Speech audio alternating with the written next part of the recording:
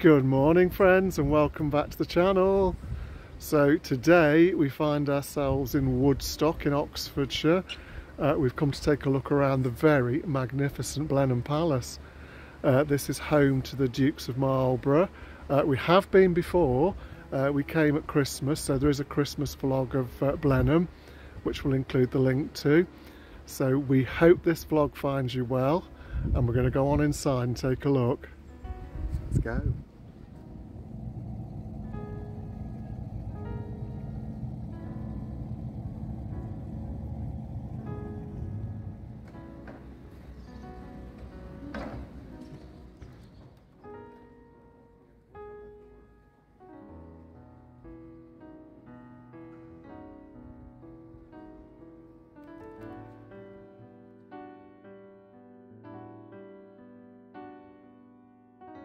Blenheim Palace is a country house in Woodstock, Oxfordshire, England.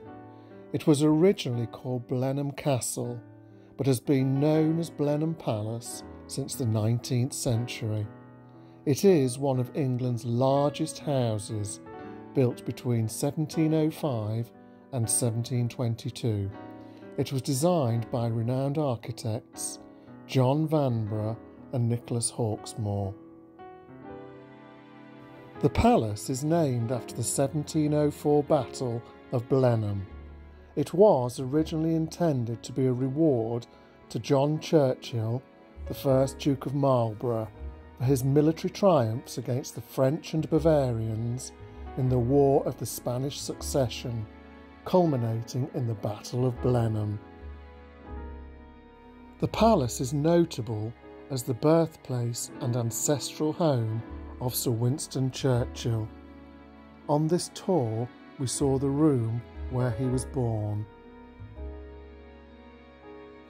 Blenheim is designed in the rare English Baroque style, with architectural appreciation of the palace being as divided today as it was in the 1720s, though we think the sheer scale and symmetry of the building is a sight to behold.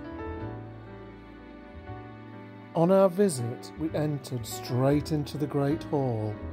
We marvelled at the magnificent painted ceiling by Sir James Thornhill. It cost £978 when it was painted in 1716.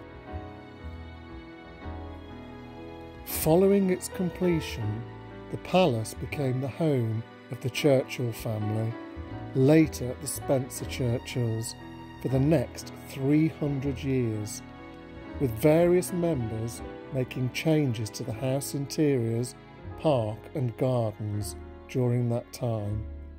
Notably, at the end of the 19th century, the palace was saved from ruin by funds gained from the 9th Duke's marriage to American heiress Consuelo Vanderbilt. A stunning full-length portrait of her hangs just off the Great Hall. The staterooms we tour today were designed as an axis of rooms of increasing importance and public use. To either side of the central saloon are suites of state apartments. These rooms were intended for use by only the very most important guests, such as a visiting sovereign.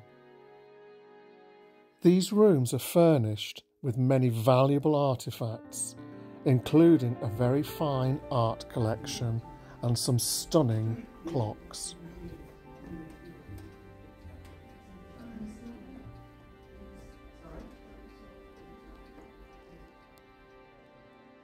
As we entered the saloon, our breath was taken away by the sheer beauty of the painted ceiling. This was carried out by Louis Laguerre in the 1720s. It depicts the triumph of the Duke of Marlborough.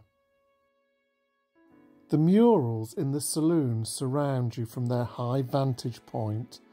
It is as if the characters are watching you as you walk through.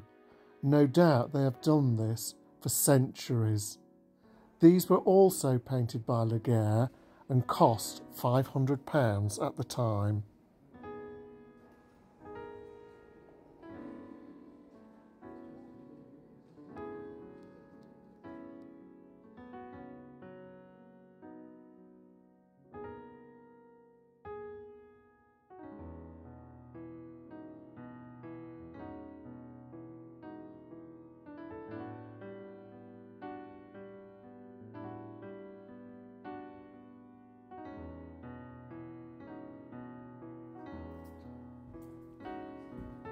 As we passed through the next few rooms, we just marvelled at the beauty of the interiors, stunning tapestries, chandeliers and the most exquisite furniture and ceilings.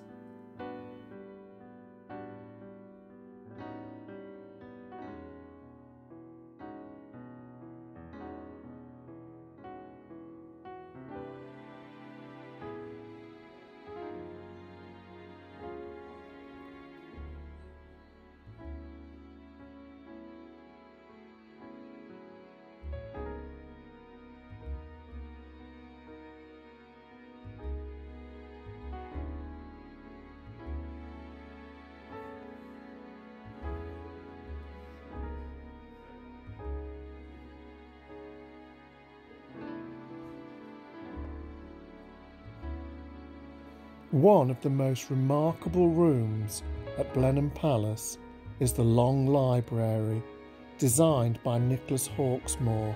It is a staggering 183 feet long. It was intended as a picture gallery. The ceiling has saucer domes, which were to have been painted by James Thornhill. However, the Duchess upset him, so this never happened. At the north end of the library is an enormous pipe organ. It is the largest in private hands in Europe. It was originally powered by steam, right up until the introduction of electricity.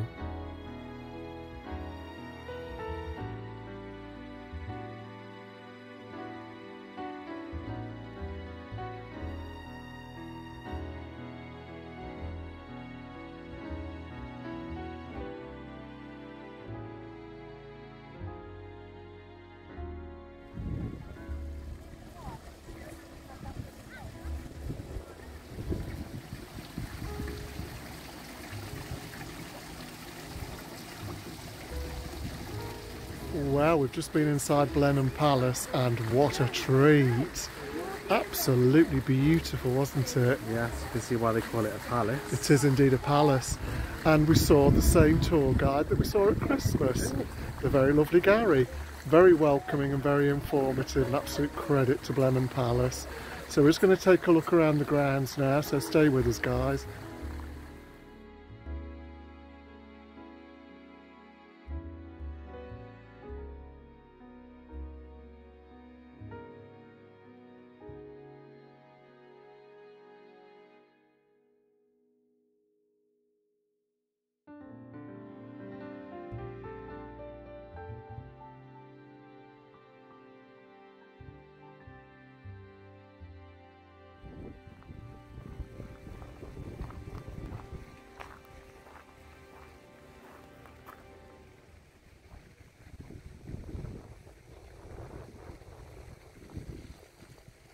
So the grounds here at Blenheim are absolutely beautiful. It's not a hugely bright sunny day, but it's very pleasant for walking around.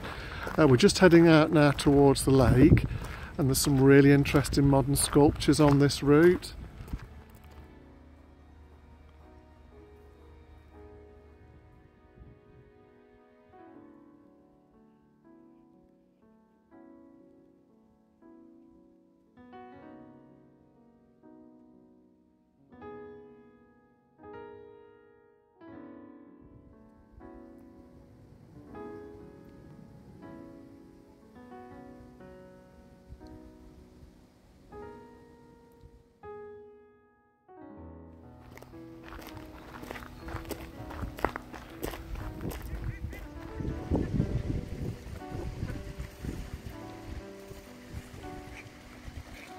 So this part of the grounds is known as the Arboretum and the Cascades. Beautiful cascade of water just up ahead with a lovely ornamental bridge across.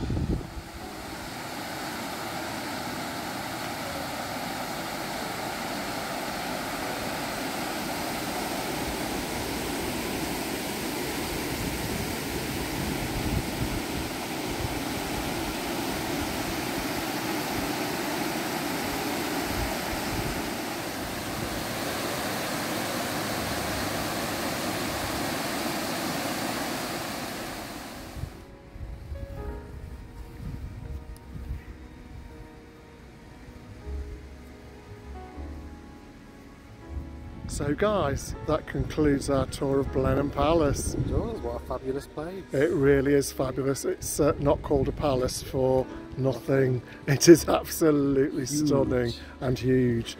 We hope you enjoyed looking around there with us. If you did, give us a like, subscribe, comment and ring the bell. Thanks guys. Any comments, drop them down below and we'll look forward to seeing you next time. Thank you. Bye-bye. Bye. Bye.